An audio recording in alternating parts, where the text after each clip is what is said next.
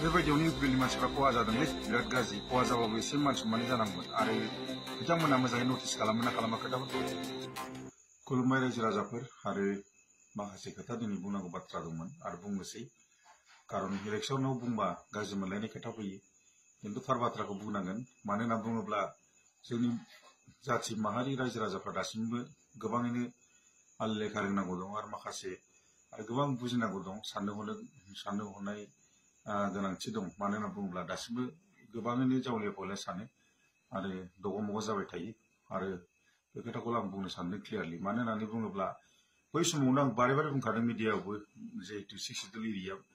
with द थ्र of गभर्नरनि आन्दारावसो थायो state गभर्नमेन्टआ जेबो बेखौ खालामनो हाया दा बे खोथायै गमामायैनो क्लिन चिट जाबाय आं बुंबाय थादों बेखौ दगमग जानाङा होननानै 6 सिडुल एरिया अट'नमास डिस्ट्रिक्टआ मोनसे गावहानो पावार दङ केपासिटि दं चिफ मिनिस्टारनि आन्दाराव थाया बे मानो होनना बुङोब्ला बियो गभर्नरनि आन्दारावसो थायो गभर्नरनि आन्दाराव थायो चिफ मिनिस्टाराबो जिहेतु बे माबायाबो आरो इउनियन टेरिटरि मोनब्ला बेनो जायबा लेफ्टेनेन्ट गभर्नरनि आन्दाराव थायो बेखौ बारे बारे बुंबाय थादों खिन्थु आउटसाइडआवसो जोंनि कमिउनिटिफ्रा जाथिफ्रा बेखौ बुजिनो हायाखै खुनु पावार फांसना अलरेडि थाखाय बेखौ रावबो केपचार खालामनो हाया आरो बेखौ डिमान्ड खालामना लानो नांगौमोन आरो दिनैनि बे बाथ्राखौ आं बुंनो सानदों मोनथिगौ ना रायजो राजाफोर माखासे गावनि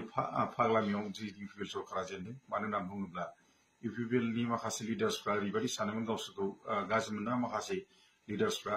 गावसोरखौनो सानोमोन सबसे टप लिडार बा बांद्राय ग्रासरुट लेभेलाव पाब्लिकफोरजों बारा कमिउनिकेशना थिग नङामोन बेनि खेत्रआव जेनदों आरो एक नाम्बार जेननायनि खारना नैबे मोनसे प्रमद बर' बिथाङा जिहेतु बिथाङा डाइरेक्ट हेमन्त बिश्व शर्मानि खोथाखौ बारा खोनासङालासिनो डाइरेक्ट थांनानै बियो गोजौआव थांनानै दान्थे बिदान्थे खालामहैबाय थायोमोन राष्ट्रपतिजों थांनानै आरो अथवा माबाजों रायलायनानै जेनेबा अमित शाहजों बेबायदि खेत्रखौ मोनथिनानै हेमन्त बिश्व शर्मा सरायनो थाखाय बेखौ आखायाव लादोंमोन आरो फ्रायनो बेयो गासिबो बिजेपिखौ माखासे जेराव पार्टि होनाङा बेखौ होनानै गासिबो 26टा सिट होनानै थेरा बेरा खालामदों बेनि खोथाया आरो सैथो बाथ्राखौ बुंबाय आङो आरो प्रमदनि जेननायनि खारना बेनो प्रमदखौ अलरेडि हेमन्त बिश्व शर्मा टारगेट लाखाबायमोन एक्सुअलि बे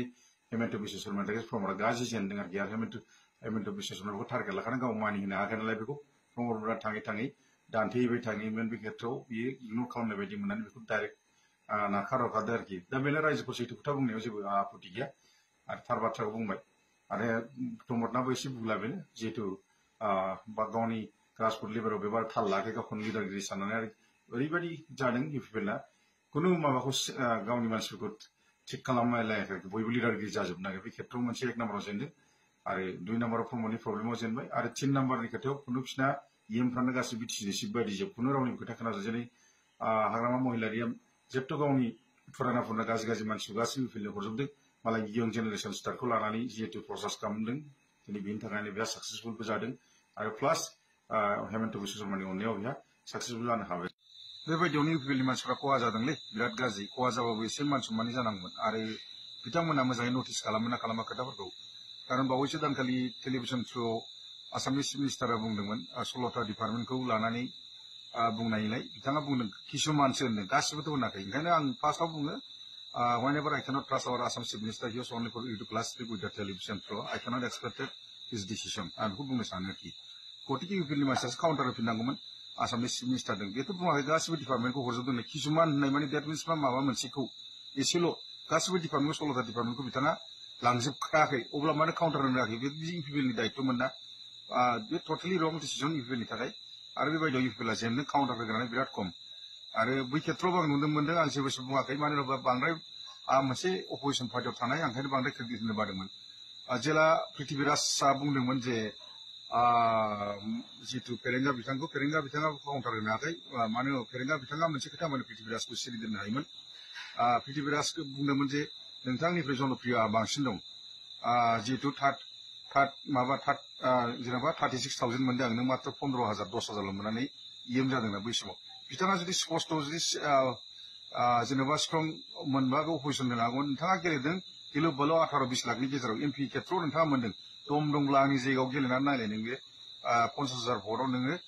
36,000थ' बाद हो 3600 भटबो मोना बे खोथाखौ बुंबाय देरहायोमोन बे खोथाखौ उइकखौ नुखादों दैट मिन्स माय इउपिएलआव फुरा उइक काउन्टार होनो रोङा बे खेत्रआवनो लिडारगिरि जानो हायाखै बिसोरो बेखिनियाव गाज्रि जेनदों जेनबाबो एसे नियमनि जेननांगौमोन आरोखि गोजोनथों